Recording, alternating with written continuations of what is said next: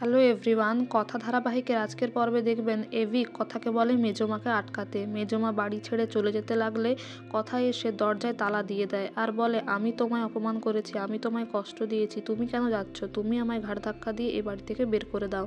তারপর ঠাম্মি এসে দুজনকে আটকায় আর বলে যে যার ঘরে যাও।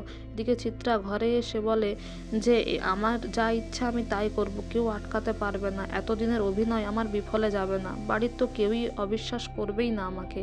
তখন কথা এসে বলে, হ্যাঁ তুমি জিতে গেছো মেজমা, কিন্তু এরপর আমি জিতবো, এর থেকে আরও বড় প্রমাণ নিয়ে আসবো তোমার বিরুদ্ধে আমি, আর আমি গুহবাড়ির ঢাল হয়ে দাঁড়াবো, তুমি কারোর কোনো ক্ষতি করতে পারবে না। আর এদিকে চিত্রা বলে, আমি তোমাকে বাড়ি থেকে বের করেই ছাড়বো।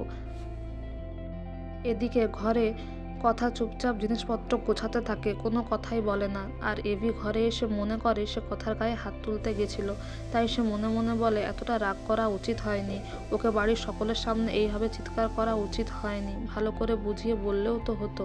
কিন্তু কথাকে সে বলে যে গোবরগিরি করে সেই আবার রাগ দেখাচ্ছে আমাকে।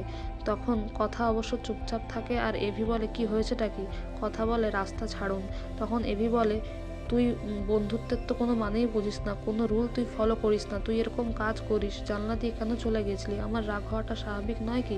তখন কথা বলে, যত রাগ তো আমার ওপরেই, তাই না পাচক মশাই? তাই আপনি আমার ওপর চিৎকার চেঁচামেচি করেন, কিন্তু একটু সময় করে ভেবে দেখবেন যে আপনি যে ব্যবহারটা, যে খারাপ ব্যবহারটা আমার সঙ্গে করেন, সেটা উল্টো দিকের মানুষের ঠিক কেমন লাগতে পারে। তারপর সে ঘর ছেড়ে চলে যেতে লাগলে এভি বলে, আমি সরি বলবো না, আমি আটকাবো না, আমি নিশ্চিন্তে ঘুমাবো।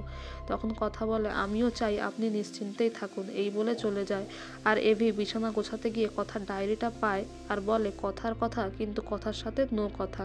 এদিকে কথা রান্নাঘরে এসে মনে মনে বলে, কিসের এত প্রত্যাশা কথা বলি, তুমি পাচক মশাইকে ভালোবাসলেও পাচক মশাই তো তোমায় কোনোদিন ভালোবাসেননি, আর তাছাড়া ভালো বন্ধুও মনে করেননি, যদি মনে করতেন তাহলে বিশ্বাস করতেন, বিশ্বাস ভরসাটুকুও করেনি।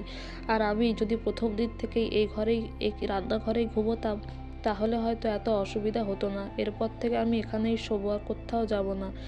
এদিকে এভি কষ্ট পায়, কারণ তার কারণেই আজকে কথার চোখে জল এসেছে।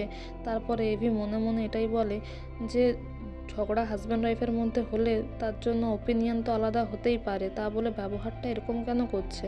আর এক বোতল জলও দিয়ে যায়নি, আমাকেই জল আনতে যেতে হবে।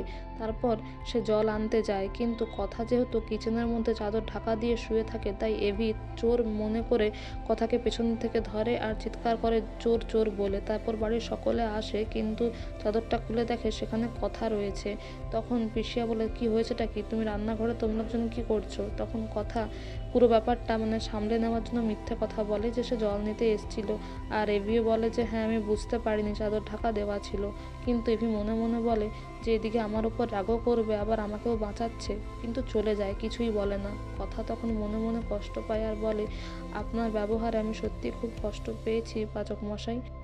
এদিকে আগামী পর্বে দেখবেন এভি কথাকে ফলো করতে করতে যায় গাড়িতে করে। কথা সেটা যদিও বুঝতে পারে না, কিন্তু রাস্তার কিছু লোকজন দেখে যে একটা ছেলে একটা মেয়েকে বিরক্ত করছে, তাই তারা এসে করে এভিকে বলে, কেন বিরক্ত করছেন মেয়েটাকে? এভি বলে, উনি আমার ইয়ে হন, আমার ওয়াইফ। তারপর একজন মহিলা কথাকে জিজ্ঞাসা করলে কথা বলে, না উনি আমার স্বামী নন, যেটা শুনে এভি অবাক হয়ে যায়। তো বন্ধুরা, এই ছিল আজকের আপডেট। Thank you so much for watching the video. Thank you.